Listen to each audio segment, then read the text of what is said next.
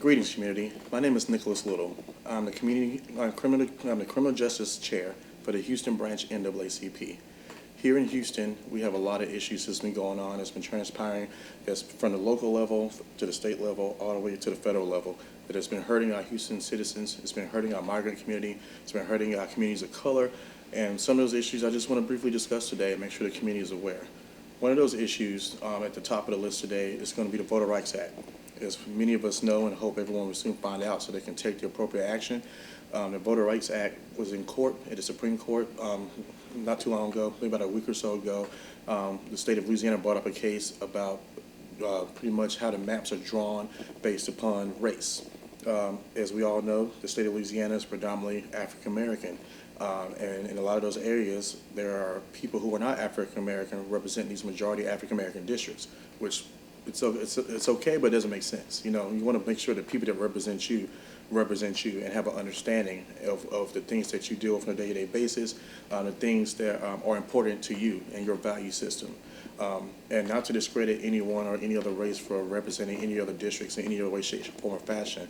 But it's important that we make sure that the value system is kept, that morals are kept, and that prejudice is not allowed, whether it be on the African American side, the Caucasian side, Hispanic, Asian American, anything of the such. At the end of the day, we're all Americans.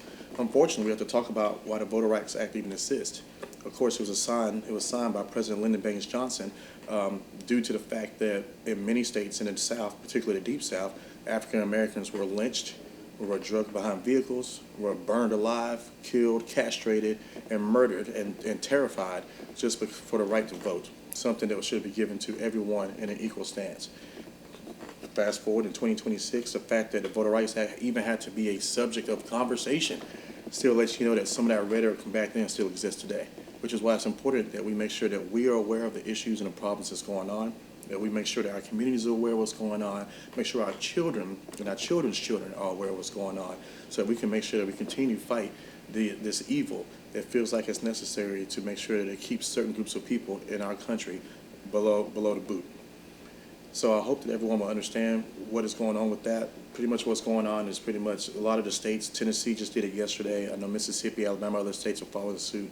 They're going to redraw the maps to favor more partisanship and disregard of race. And when I say that, in other words, the Republican Party has been on this mission to try to redraw as many maps possible to try to, how can I put it, to try to make sure they maintain power, not just after the midterms, but for a very long, extended period of time.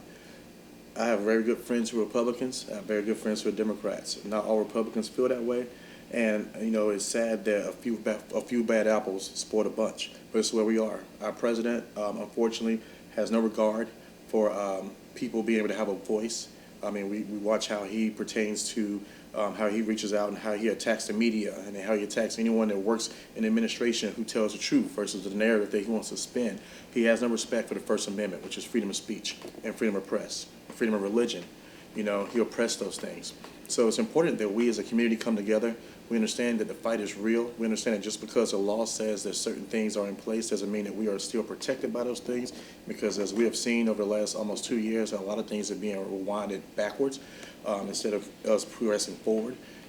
As many of us recall, when the president was running in his last election, this list came out of all these items. It was called Project 2025. If you look at that list today, quite a bit of those things on that list have been achieved. And it's all because of the president's narrative to want to make sure he shifts things into place to where he maintains power and control. I mean, look at the war in Iran. 60 days after we are at war with any nation in the world, Congress is supposed to question and the president is supposed to have permission from Congress to continue the war. That has not happened. Secretary of War Pete Hegseth has been defiant before Congress and has questioned them and called Democrats and any Republican who has questioned the war disloyal. And it's just not right. We live in a dangerous time.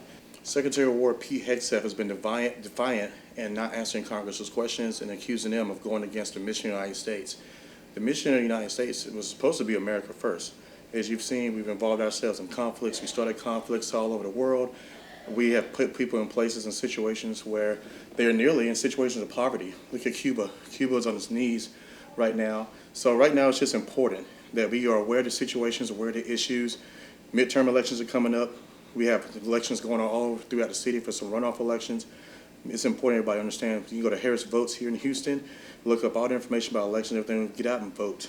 Get out to vote. I don't want to hear no one say vote doesn't count. I want to hear no one say that it doesn't matter. No one listens. Get out and vote. Get out and vote. Get out to vote. It's imperative. I can't say it enough. Get out to vote. It is urgent. We are in a time of peril where the only power we have currently, and they're trying to strip that away, is at the ballot box. So that's important. Voter rights, that's a major issue. Also, let's real quickly talk about immigration. Here in Houston, we're not a sanctuary city, although the president and the governor and other people have called us a sanctuary city because we have chosen to try to do the best we can to protect Houstonians and not get caught up in the political rhetoric. There was an ordinance that was first introduced before City Council several weeks ago that a lot of people didn't think it was going to pass, but it did. It passed by a 12-5 vote. After that happened, the governor, in all his might and wisdom, said, well, since you guys did this, pretty much he said that if they they were defiant in how the grants and the money was given, we're going to take $110 to $113 million away from law enforcement.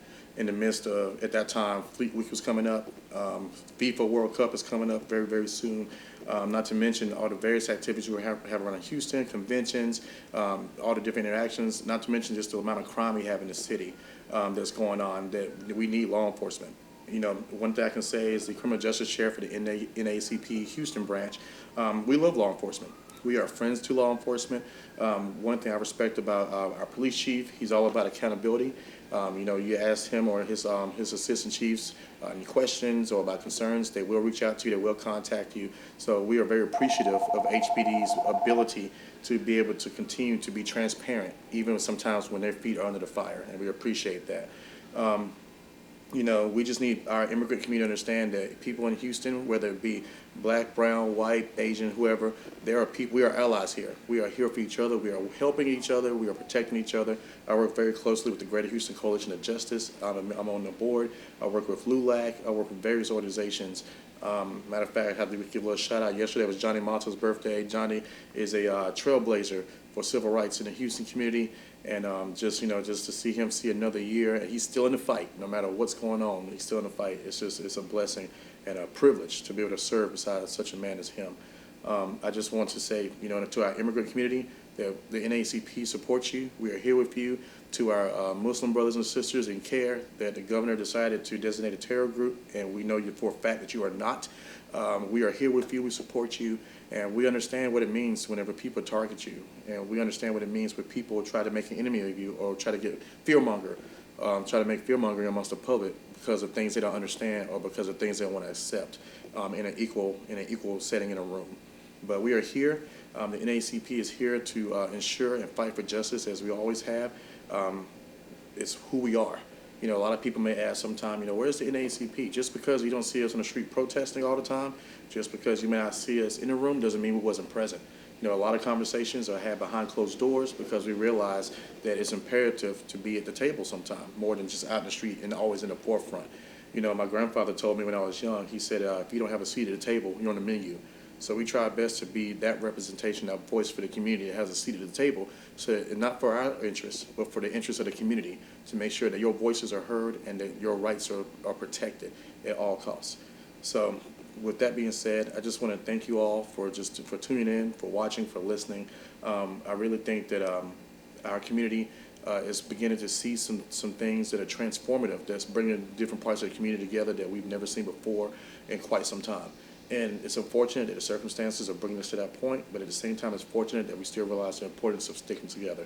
So as a criminal justice chair for the Houston branch NAACP, I'm also in recognition and honor our president, President James Dixon, and as rest of the executive committee. I'm just happy to speak before you, to be here, to say that the NAACP is here for the Houston community, and we are not going anywhere. Thank you.